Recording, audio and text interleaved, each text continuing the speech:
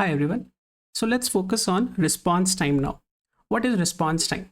Response time refers to the total time taken by the request to be processed by the server and then be delivered back as a result to the client.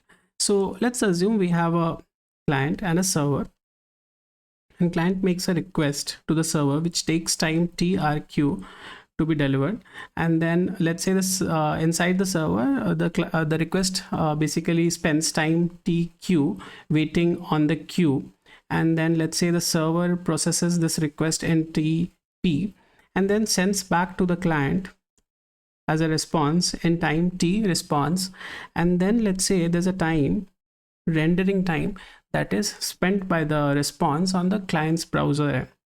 So the response time total would be T request plus time taken by the request waiting in the queue if any, plus time taken by the request for processing by the server, plus time taken by the response to reach back to the client, and plus time taken for the response to be rendered back on the client side.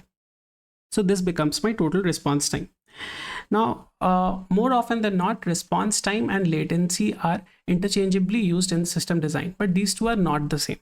So while response time includes time taken by the request on the server plus time taken by the request to be processed plus time taken by the response to be rendered on the client, latency just includes the time taken by the request strictly on the network.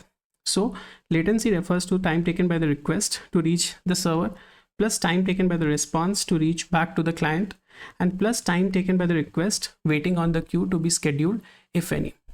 That's it for today's lecture. Thank you.